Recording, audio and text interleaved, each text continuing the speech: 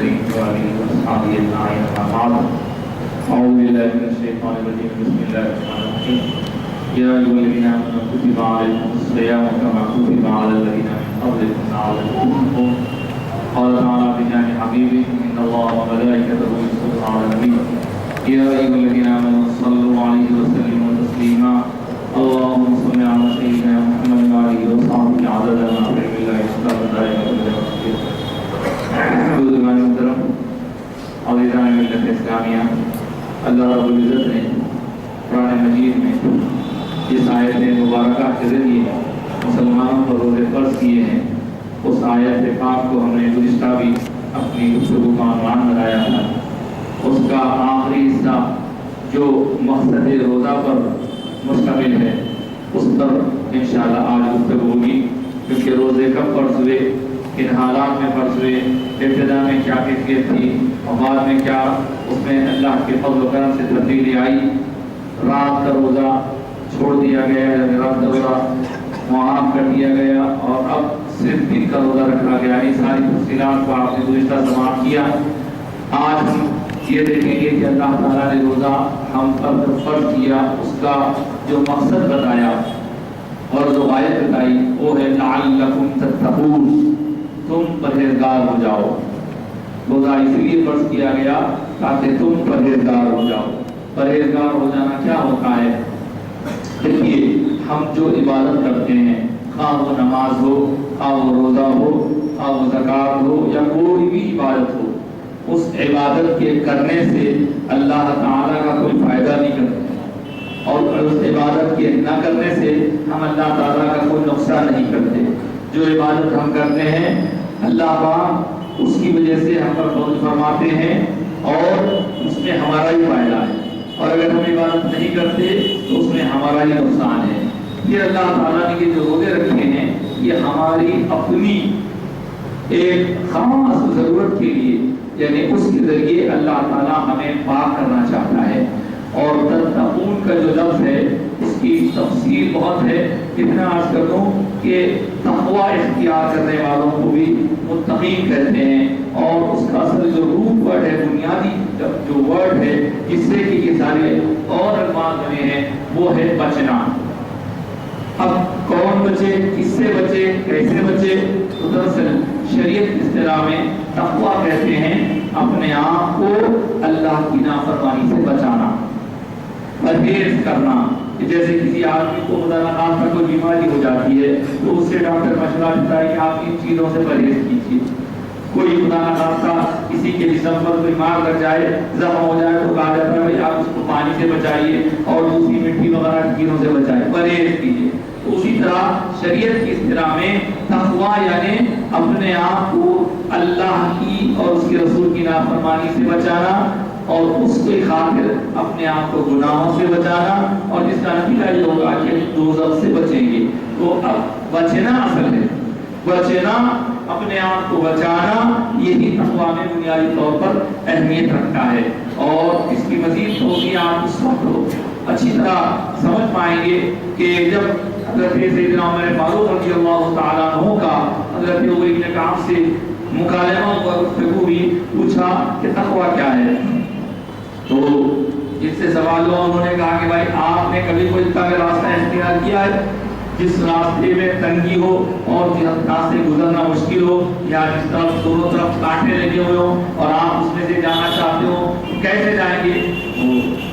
عرض کیا گیا کہ اس میں سے جانے کے لیے جبکہ دونوں طرف سے سختی ہے، تنگی ہے اور کانٹے وغیرہ لگے ہیں، تو جانے والا اپنے جسم کو سکڑا کر اور اپنے کپڑوں کو سمیٹ کر نہایت احتیاط کے ساتھ جائے گا۔ تو پھر بتایا گیا کہ بس یہی تقویٰ ہے۔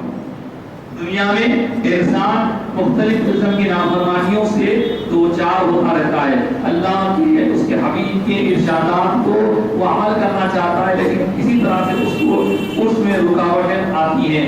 تو ان نافرمانیوں سے اپنے آپ کو بچانا، گناہوں سے اپنے آپ کو بچانا، اور اپنی منزل کی طرف یعنی اپنے آخرت کی فکر کی طرف اور اللہ کی طرف جانے کا جو ہمارا راستہ ہے اس کو طے کرنا نہایت احتیاط کے ساتھ۔ اب دیکھیے کرتے ہم ہیں، اور بعض وقت شیطان میں نام ڈال دیتے ہیں کہ بھائی دیکھو ہم تو چاہ رہے تھے اچھا کرنا لیکن کیا کریں شیطان بھٹکا دیا.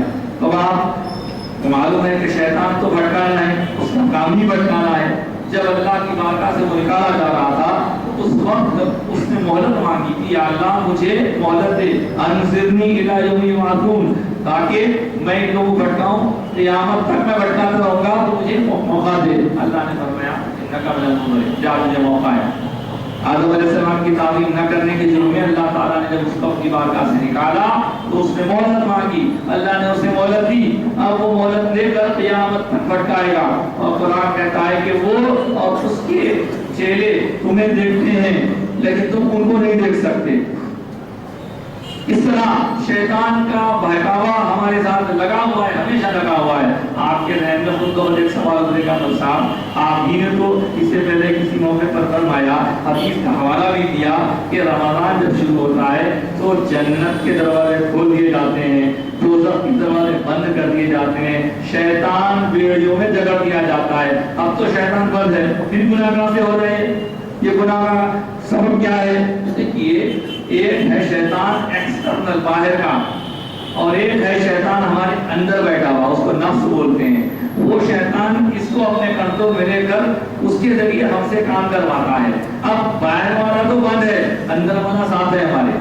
اور 11 مہینے تک اس شیطان کی بات سنتے سنتے یہ پورا اس کا ہو گیا ہے, اور ہم کو غلط کاموں پر ابھارتا رہتا ہے, اندر سے وسوسے پیدا کرتے رہتا ہے. تو اس لیے اللہ تعالیٰ نے سارے مسلمانوں کے لیے سال بھر کے لیے بہترین ان کو مشق ہو جائے, کنٹرولنگ پاور آ جائے, اس غرض سے اللہ نے روزہ رکھا ہے. 1 مہینے کے روزے ہمیں پاور عطا کرتے ہیں, ہمیں کنٹرولنگ پاور دیتے ہیں. کیوں کہ جب آدمی عام حالتوں میں بھوک لگتی ہے, اس کا دل بولتا بھائی بھوک لگ رہی, چلو ڈالو منہ میں کھانا کچھ ڈالو, پیاس لگ رہی پانی پی لو, ہم کھانا ڈال دیتے, پانی ڈال دیتے, مزے کی چیزیں ڈالتے ہیں. لیکن اب حالت یہ ہے کہ ہمارا پیٹ تقاضا کر رہا ہے, دل بول رہا ہے کھانا چاہیے, بھاری سے بھاری کھانا چاہیے, مزے کا مزہ کھانا چاہیے, سب کچھ چاہیے.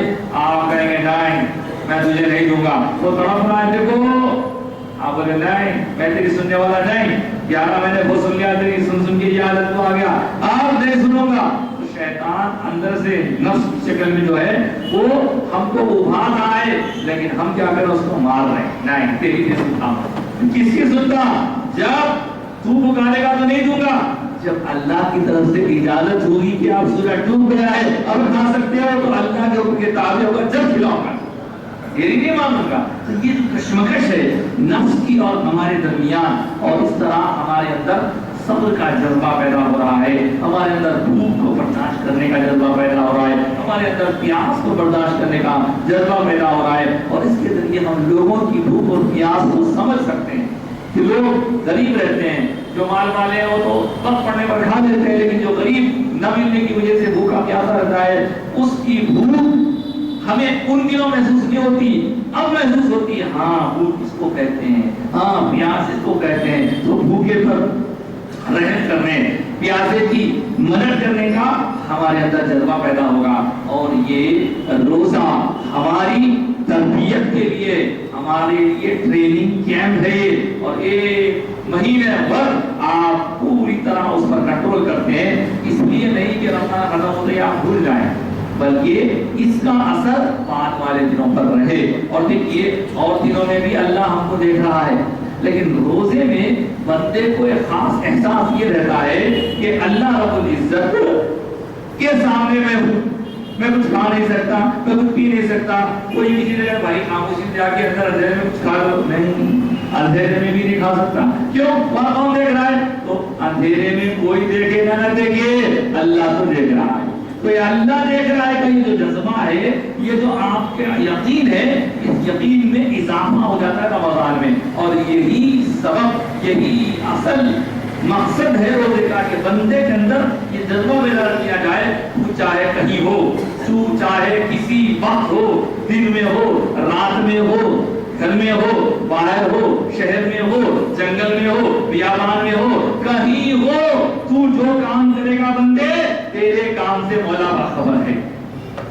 تو رب کے کے سامنے ہے. تو اگر یہ تصور مضبوط ہو جائے تو پھر ہم گناہوں سے بچنا سیکھ جائیں گے اور ساری برائیوں کی جڑ یہی نفس ہے. اب کیا ہوتا ہے کہ 11 مہینے تک وہ شیطان کی سنتے رہتا ہے, وسوسے کرتے رہتا ہے. اب ہمارے پاس ماشاءاللہ سے رمضان کے دنوں میں الحمدللہ روزوں کا بھی اہتمام ہو رہا ہے, لیکن اس کے اندر مقصد روزے کو پانے کے لیے ہمیں زبان کو ان باتوں سے روکنا ہوگا جو باتیں اللہ کے لیے ناپسندیدہ ہیں. زبان کو گالی گلوچ, فحش کلامی اور بیکار باتوں سے, غیبت سے, یا ان کے بارے میں کچھ بھی اٹھا پٹک ڈال دینے یا الزام تراشی کرنے یا کچھ بھی بول دینے کے بجائے خاموش رہنا بہتر ہے. بیکار باتیں کرنے سے زبان کو خاموش رکھنا بہتر ہے, اور خاموشی سے اللہ کا ذکر بہتر ہے. اس کا خیال رکھیے. یہ زبان کا روزہ ہوا. آنکھ کا روزہ یہ کہ آنکھ کو وہ چیز نہ دکھائی جائے کہ جس کے دیکھنے سے اللہ نے منع فرما دیا ہے, حبیب پاک نے منع فرما دیا ہے. کانوں کو وہ چیز نہ سنائی جائے جس کے سننے سے اللہ کے رسول نے روک دیا ہے. ہمارے ہاتھ ادھر نہ بڑھیں جس طرف بڑھانے سے ہمیں روک دیا گیا ہے. اگر ہم ایک ایک چیز کا اسی طرح جائزہ لیتے جائیں تو پھر سمجھیے کہ ہمارا روزہ ہو گیا. اور ہمارے انگلیوں کو ہم موبائل فون ملاتے وقت میں کیسے کیسے نمبر ملا رہے ہیں, کیا کیا دیکھ رہے ہیں, گیلری میں کیا دیکھ رہے ہیں, اور کون سے جو ویڈیو کلپس دیکھ رہے ہیں, وہ سب دیکھ رہا ہے اللہ تعالیٰ. آپ اس پر کنٹرول کیجیے. اب یہ جو روزہ ہے آپ کو پاور دے گا, اور یہ پاور آپ کو بعد میں کام میں آئے گا. اگر آپ اس مقصد میں کامیاب ہو گئے تو یقیناً آپ کو مبارکباد ہے. لیکن اگر کامیاب نہیں ہوئے تو اس کی فکر کرنی ہوگی. بات اختتام کی طرف لا رہا ہوں. ہمارے ہاں ماشاءاللہ سے پہلے دہے میں بھی قرآن کی تلاوت ہوئی, تراویح کی. دوسرے دہے میں قرآن کی تلاوت کا سلسلہ جاری ہے, اور انشاءاللہ تعالیٰ تیسرے دہے میں بھی قرآن کی تلاوت کا سلسلہ جاری رہے گا. تیسرے دہے میں انشاءاللہ مولانا حافظ قاری انوار الحق محمود صاحب جو مولانا نعمانیہ کے مولوی حفظ ہیں, وہ 3 پارے روزانہ قرآن کی تلاوت کریں گے. اور آخری دہے میں تہجد کا بھی اہتمام رہے گا, اور تہجد رات میں انشاءاللہ تعالیٰ آخری حصے میں پڑھی جاتی ہے. 2 بجے سے تہجد ہوگی, اور اس میں 3 پارے مولانا عبدالعزیز صاحب سنائیں گے. اس سے پہلے آنے والے 16, 17, 18 یہ 3 دن رات میں تہجد میں 10 پارے ہر سال سنائے جاتے ہیں. پچھلے کئی سالوں سے سلسلہ ہے. تہجد کی 8 رکعتوں میں 1.25 پارے کی رکعت ہوتی ہے. اس طرح 10 پارے ہو جاتے ہیں, اور جو لوگ اس شبیر میں شریک ہوتے ہیں ان کے لیے سحر کا انتظام ہوتا ہے. 16, 17, 18. اب دیکھیے صاحب, اعتراض کرنے والے تو ہر کام پہ اعتراض کرتے ہیں, ہر اچھے پہ کرتے ہوئے آپ اپنا تعلق اللہ سے کیسا مضبوط کرتے اس چیز کیجیے. ان دنوں دوسرا دان چل رہا ہے, آج قرآن سنا رہا ہے. دل میں خیال آیا, وہ زمانے سے لوگ مطالعہ کر رہے تھے, خیال آیا کہ صاحب قرآن میں جو کچھ اللہ نے بیان فرمایا ہے 3 پارے پڑھ لینے کے بعد اگر اس کا کچھ خلاصہ بیان کر دیا جائے تو اچھا ہوگا. لوگوں نے اپریشیٹ کیا, ہم نے شروع کیا. اب شروع کرنے پر الحمدللہ اللہ کا فضل, مسجد بھر کے لوگ سن رہے ہیں. 10:30 بجے تراویح ختم ہو رہی ہے, 10:30 سے 11:30 بجے تک لوگ سن رہے ہیں. دیکھیے جن لوگوں کو سننے کے لیے یہاں بیٹھے ہوئے ہم دیکھتے ہیں, انہیں ہم نے زبردستی پکڑ کے نہیں رکھا ہے. آؤ سو بیٹھو, تراویح ہو جائے گا جس کی مرضی ہے, چاہے جو بیٹھنا چاہے بیٹھ کے سننا چاہے سنو. ایسا تو نہیں کیا کہ نماز میں ہم نے طویل نمازیں شروع کر دی اور ایک ہی رکعت میں 8, 10 پارے پڑھ رہے ہیں, پیچھے آپ پھنسے ہوئے جا نہیں سکتے. ایسا تو نہیں ہے. جو بیٹھنا ہے بیٹھیے, جانا ہے. لیکن اب یہ بھی لوگوں کو کھڑنا نہیں, کیا ضرورت ہے مسلمان کو, کیا ضرورت ہے 10:30 تک تراویح پڑھو, وہ ایک بہت ہے. اب یہ لوگوں کو سونا نہیں ہے کیا, اب 1 گھنٹے تک اور وہ عمل کرنا. دیکھیے اگر 2 عمل کرتا ہو کیا بولنا چھوڑ دیں گے تو پھر آپ کہاں سے لیں گے, اور پھر آپ کے پیٹ میں درد کہیں کو راستہ, جن کو بھی یہ درد ہو رہا جاؤ سو. کتنے لوگ سوتے ہیں رمضان میں, کرکٹ کے ٹورنامنٹ کھیلتے ہیں, فٹ بال کے میچ دیکھتے بیٹھتے ہیں, اللہ کے کلام کی تفہیم ہو رہی ہے, اس کو سنے تو لوگوں میں پیٹ میں درد ہو رہا. نہیں, کیا ضرورت تھی صاحب, ابھی تراویح کی بھی کیا ضرورت ہے بھائی, نماز کی بھی کیا ضرورت ہے بھائی, کھانے کی کیا ضرورت ہے بھائی. اب ضرورت ہے بولے تو بہت سے نکلتے. آپ جانتے ہیں کسی کو زبردستی نہیں کی جا رہی ہے, اور جو لوگ بیٹھ رہے ہیں ان کو معلوم ہے کہ ان کو کتنا مزہ آ رہا ہے, کیا علم حاصل ہو رہا ہے. کسی نے زبردستی نہیں ہے, کوئی بیٹھنا چاہے جانا چاہے. لیکن یہ اندر کا جو شیطان ہے نا, انہیں بھارتا, ارے بول انہیں ایک اچھا کام کرنا بول. اگر کہیں کوئی برا کام ہوتے رہا 12 بجے تک 1 بجے تک اور کے ساتھ چلتے رہا تو کوئی اس وقت نہیں بولتا. کیا ضرورت ہے بھائی اس کی, جب کوئی نہیں بولتا, جب 12 بجاتے رہیں گے مسجد مسجد کے بعض حضرات نے شادی کی بارات میں آگے جب کوئی نہ بولتا کیا ضرورت ہے بھائی، اب بول رہے کیا ضرورت ہے، تو اللہ تعالیٰ یہ کیا ضرورت ہے بولنے والوں کی زبانوں کو پوچھے گا کل، تجھے بولنے کے لیے کچھ اور نہیں تھا، تسبیح پڑھنے کے لیے زبان دی تھی، اللہ کا ذکر کرنے کے لیے زبان دی تھی، اللہ کے دین کا کام کرنے والوں کو ترغیب کر رہا، ارے نہیں ہوتا، سنتے نہیں، نکو سنو، جاؤ گھر میں بیٹھ جاؤ، سو جاؤ، لیکن سننے والوں کو کیوں غیر کوئی پریشان کر رہے ہیں؟ میرا شوق نہیں ہے کسی پر تنقید کرنا، لیکن اگر کوئی بیجا تنقید کر کے لوگوں کا ذہن خراب کر رہا ہے تو اس کو احسن طریقے سے سمجھانا بھی میری ذمہ داری ہے۔ بہرحال میں اپنی بات ختم کر رہا ہوں، مجھے کسی سے کوئی شکوہ ہے نہ شکایت ہے، مجھے تعریف کرنے والے بہت ہیں، تعریف کرنے والوں کی تعریف سے بھی کوئی لینا دینا ہے، نہ میرے اوپر تنقید کرنے والوں کو تنقید سے لینا دینا ہے، میرا تعلق میرے مولا سے، میں جو کر رہا ہوں اللہ خوش ہو جائے بس، مجھے آپ کی تعریف چاہیے نہ مجھے تنقید چاہیے۔ لیکن اگر کچھ واقعات ہے کہ کل سورہ یوسف کا واقعہ چلا، لوگ سنے بڑے اختیار بڑے مسائل تو معلوم ہی نہیں تھا، یہ چیز نہ معلوم ہو گیا الحمدللہ، کون عمل کرتا ہے تو کون عمل کرتا ہے وہ کیا بولنا ہی چھوڑ دیں گے، مسجد میں بیان نہیں کرتا کون عمل کرتا، ایسی باتیں اگر غیر لوگ کریں تو الگ ہے، ہم ایمان والے ہیں، جو بھی جہاں بھی کوئی چیز مل رہی ہے یہ لینا ہے۔ خیر آپ بولے کہ مصاحب اتنے سال سے آپ کو خلاصہ سنانے کی نہیں سنی، آج سنی تو زبان بول رہے ہیں تو آپ کو غصہ ہے، تو غصہ کیا؟ وہ غصہ نہیں مل، میں بالکل اللہ سے بول رہا ہوں کہ آپ اگر کوئی اچھا کام کر سکتے ہیں تو کریے، نہیں کر سکتے ہیں تو کرنے والوں کو ڈسٹرب مت کیجیے، سننے والوں کو پریشان مت کیجیے۔ پہلے اپنی بات ختم کر رہا ہوں، اعلانات پورے ہو چکے ہیں۔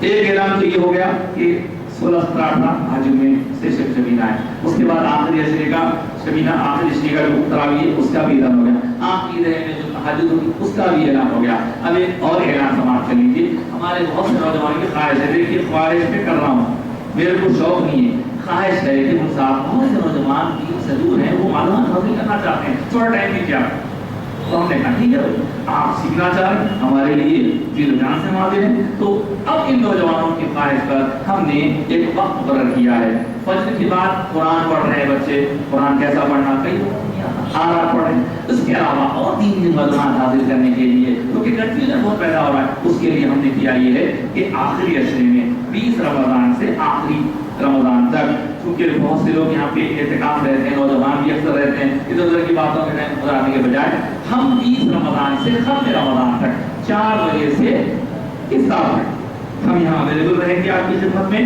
کچھ سیکھنے سکھانے کا سلسلہ رہے گا، اللہ کے بارے میں، اللہ کی دین کے بارے میں، اللہ کے حبیب کی سیرت کے بارے میں سننے سنانے کی کوشش کی جائے گی۔